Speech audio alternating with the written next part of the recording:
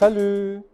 Je me rappelle le premier mot que nous avons eu sur cette émission. Il a étonné tout le monde tant il a bouleversé les habitudes linguistiques. Bon, c'est un souvenir tout simplement du temps où on parlait très mal la langue de Molière. Voilà, se rappeler, se souvenir de ces deux expressions, bien sûr, qui créent tant de difficultés aussi bien dans l'utilisation que dans le sens.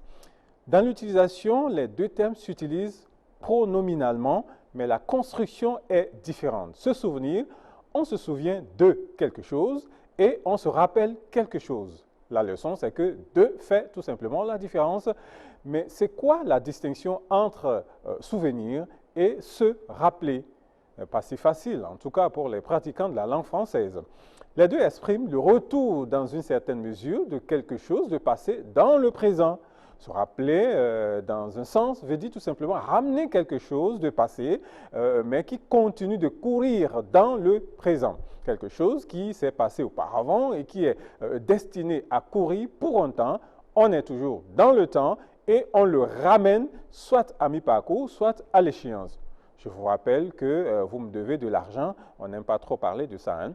Je me rappelle que je dois me rendre à Savet cet après-midi ou demain, bien sûr.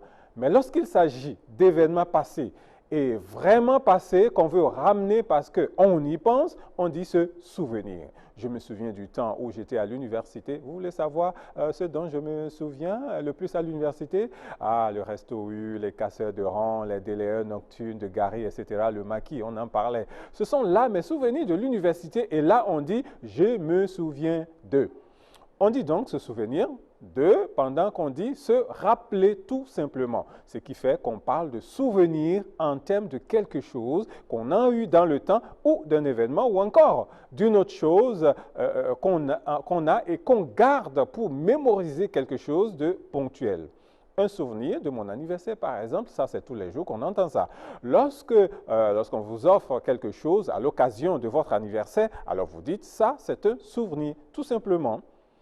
Ce n'est pas pour continuer de valoir quelque chose, comme dans le cas d'une dette par exemple. On parle aussi de rappel. Justement, c'est quelque chose de passé qui dure dans le temps et qui a la même valeur aujourd'hui. Vous avez une émission à 17 h, c'est juste un rappel. Cette chose court toujours. C'est donc un rappel. Un souvenir est passé et n'a plus la même valeur aujourd'hui que dans la mémoire. On dit donc se souvenir.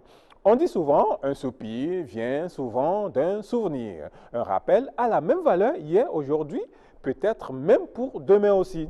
Je sais que quand on parle de rappel, que ça rappelle à un travailleur, par exemple, vous le savez, oh, c'est beaucoup d'argent et on guette ça. C'est pour cela, justement, on va en grève pour des impayés. J'attends mon rappel pour acheter mon premier jet privé.